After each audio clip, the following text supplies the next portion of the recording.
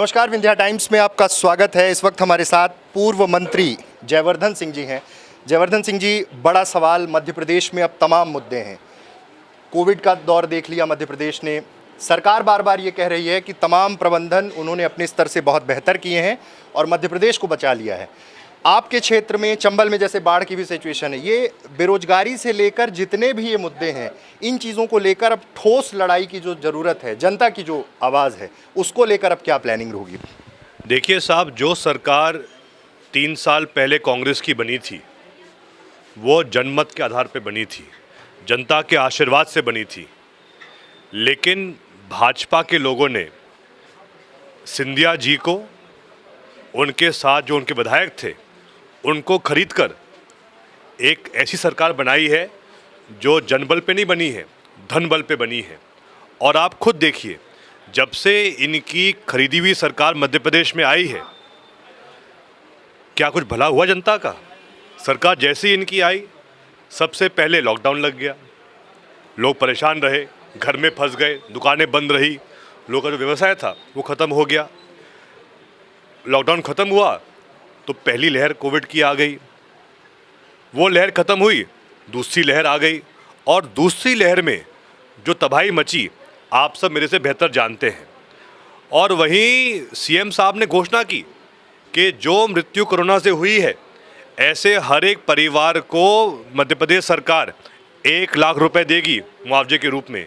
लेकिन क्या अभी तक ऐसे एक भी परिवार को क्या 1 रुपये दिए भाजपा सरकार ने? ये उनकी कथनी करनी में अंतर है। और फिर दूसरी लहर के बाद, जैसा आपने कहा, ग्वालियर चंबल में अतिवर्षा से बाढ़ की स्थिति बनी। प्रदेश के अन्य जिलों में भी काफ़ी नुकसान हुआ है फसलों में, लेकिन अभी तक इस पर भी कार्रवाई नहीं हुई है।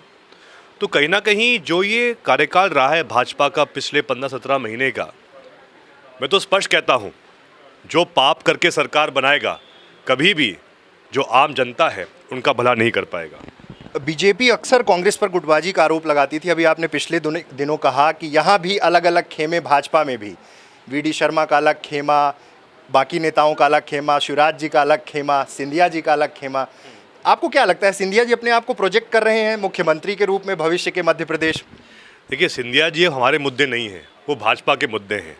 लेकिन ये जरूर है, जब से सिंधिया जी भाजपा में गए हैं, भाजपा में 3 गुट हो गए हैं।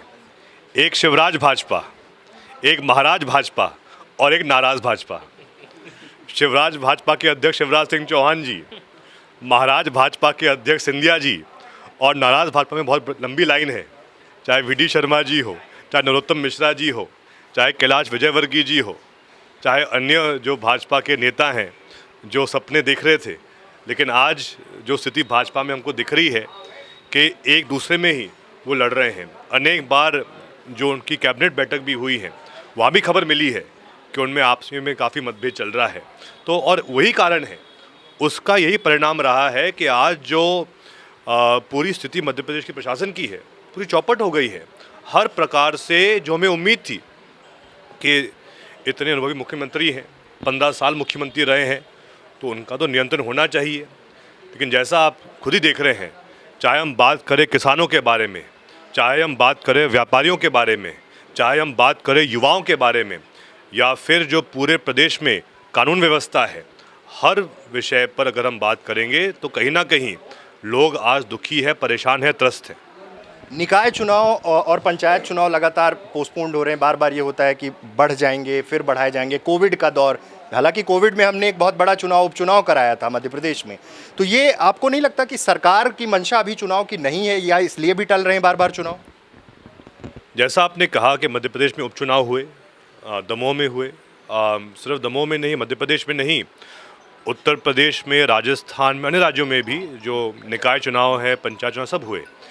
लेकिन यहाँ पर क्योंकि भाजपा खुद स्थिति देख रही है ज़मीन पर, और कहीं ना कहीं उनका बहुत विरोध भी हो गया है हर प्रकार से, तो वो लोग डर रहे हैं चुनाव से।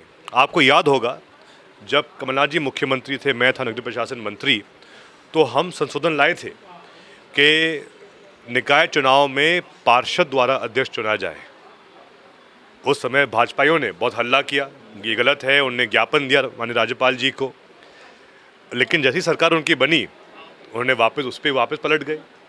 तो कहीं ना कहीं उनमें भी अभी असमंजस है काफ़ी। और मैं तो ये मानता हूँ कि जो हम खुद स्थिति देख रहे हैं ज़मीन पर, चाहे विंध्य क्षेत्र हो, चाहे ग्वालियर चंबल हो, चाहे मालवा हो, भोपाल संभाग हो, महाकौशल हो, बुंदेलखंड हो, हर जगह इस बार परिवर्तन की लहर रहेगी मध्य प्रदेश में। और लोग इनको समझ चुके हैं। भाजपा और उनके नेता, उनको सिर्फ लालच है सत्ता का, लेकिन जनता के हित में उन्होंने कभी नहीं सोचा है। और लोग तुलना कर रहे हैं भाजपा के 15 साल की और कमलनाथ जी के 15 महीनों की। और हमें पूरा विश्वास है कि आने वाले 2 साल में जो काम और जो मुद्दे कांग्रेस पार्टी उठाएगी, उसके बल पे 2023 में सरकार कांग्रेस की बनेगी, कमलनाथ जी पुनः मुख्यमंत्री बनेंगे। एक आखिरी सवाल, उपचुनाव में क्या स्थिति है? मुख्यमंत्री अलीराजपुर में आदिवासियों को हेलीकॉप्टर से घुमा रहे थे, बहुत खुश थे कि एक उनकी मंशा पूरी कर दी। तमाम लोकार्पण हो रहे हैं, बड़ी बड़ी घोषणाएं हो रही उपचुनाव को लेकर। कांग्रेस की क्या स्थिति है उपचुनावों में? कमलनाथ जी ने शिवराज सिंह जी के बारे में एक बहुत सही बात कही थी कुछ समय पहले। उन्होंने कहा कि सिर्फ मुंह चलाने से कुछ नहीं होता है, काम करना पड़ता है ज़मीन पे। और हम सब ने देखा भी है पिछले 15 सालों में कि शिवराज सिंह जी बोलने में बहुत माहिर हैं, लेकिन फिर जो वो वादे करते हैं, जो घोषणाएं करते हैं, कभी भी ज़मीन पर जनता को उसका लाभ नहीं मिलता है। अब क्योंकि चुनाव है तो ये सब नाटकबाजी कर रहे हैं, लेकिन आपने खुद पढ़ा होगा, देखा होगा कि मालवा में, नीमाड़ में ऐसे अनेक हादसे हुए हैं आदिवासियों के साथ, आदिवासी महिला के साथ। मंदसौर नीमच में एक आदिवासी को एक भाजपा नेता ने गाड़ी में बांध कर घसीटकर उसकी हत्या की। वहीं